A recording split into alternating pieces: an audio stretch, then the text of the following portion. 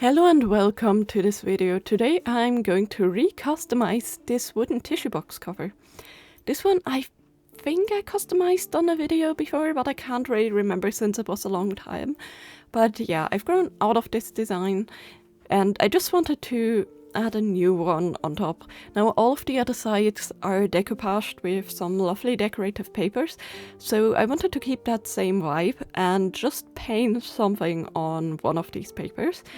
And I chose this lovely little bird. This is actually a species of bird that we have a lot in our garden, especially now in winter, that they are searching for food and we give them some food that we place outside because it's really, really cold and snowy right now. And I see them all over. I really, really love the colors, so that's why I chose them. I did a very, very light sketch on this paper. This is again like decorative paper and it's super thin because it's meant to like go around objects really well and stick to them for like decoupaging or decorating. So this paper is not meant to paint on it normally. Like it's so thin, if you would use watercolors it would rip instantly. If you would use colored pencil it would definitely like take some damage too. So I wanted to make sure that I'm trying to like paint it with a medium that dries quickly, but also where I have a lot of like options for mixing colors. So with those constraints in mind, I actually chose to use some model paint colors. These are acrylic colors, but they dry faster. And the brand I'm using here is Vallejo because I just really like their color and how like the paint feels. And yeah, obviously with them drying quicker I cannot blend them, so it also is a nice challenge to like try and get an art style where it looks layered but not really blended here. And I decided to start with something easy just to test the waters here, and that is the little feet and the beak. And I'm going to work my way downwards from the head through the body with the patterns, because I just wanted to make sure that I, getting all the colors nice and right.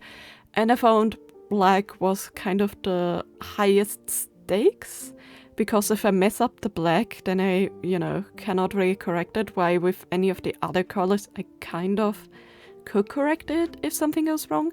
So, just in the beginning, while I'm starting off with the black, and then once I have that finished, I can just take a breather and work on the other colors without a worry. It was definitely, I think, a good choice because it like gave me a way to work with the medium. I didn't have to try too much with shading because the black just has a little bit of a whitish gray and a little bit of bluish tone in it. But for the beginning, like I wanted to test how well I could actually shade while the paint is still very wet, which it wasn't that well at all. You can like slightly blend it, but the paint dried so quickly it was near impossible. Also, I'm working with the paints a little bit watered down. I also do that when I'm painting miniatures, because these are so opaque, and I found that, just if you water them down a little bit, they don't have as many brush strokes. And for decoupaging, I didn't really want any brush strokes because I was worried that if I apply it to the side of my box, with the glue softening the paper, me going over it with like my glue tool, with like my scrapey tool to help it adhere, I was worried that I would completely just rip it. So I really wanted flat paint here, and luckily I managed to achieve that super well. But yeah, I added just some slight highlights and shadows in the face before moving on to the colored sections, and this I was arguably most excited about. I was looking forward to these so much. So I mixed up some like greenish yellow for the belly that is going to like kind of blend in layers to a yellow, and that is hopefully going to give me that like layered feather effect. This bird has a lot of yellows and green tones that look really beautiful, and just a tiny bit of white and of course the black to break the pattern up. So as you can see, like I chose really close green tones for like the back of the neck, and it almost looks blended before I add the highlights here. And that is exactly the effect that I wanted to achieve in just going, you know, in and just adding closer and closer colors. Like I'm basically just applying the darkest color first, and every time I'm like going one layer up for the feathers in a section, I'm adding just the teeniest bit of white, and in this case a yellow, just to get the right tones. And since the tones are so close because they have the like same base, it just really helps them fit together and give the illusion as if I've shaded a little bit. I still am trying to shade a tiny bit here and there if I can in some layers, but I found that it almost doesn't work at all, like only if you really have fresh paint. So in some tiny areas I actually try to layer fresh paint and then just go in with like the darker or lighter tone pretty much immediately. But again, the same result that happened with like the top of the head where it's kind of shaded but also not, was the result. So you cannot even really tell it on camera, honestly. Like I had a hard time seeing where I actually tried to shade. So yeah, since the paper does absorb this, the water in the paint really quickly, and the paint dries quickly anyways, like no need in trying to shade. But yeah, overall I was super happy still. I was really worried if it would come out well, but yeah, no, it worked out actually really nicely, and I'm absolutely adoring the results here. I've made this painting like a while back, and this was actually a practice for another project because I wanted to color a phone case that I wanted to gift for a person. And, you know, this was just a practice to see if I can achieve this kind of style with these paints, because I found that model paints also work really well for like stiffer kind of phone cases. And in this case, it's going to be like a faux leather one, so it's not going to move much. And if you seal your project well, nothing much should happen. But that is going to be in a future video.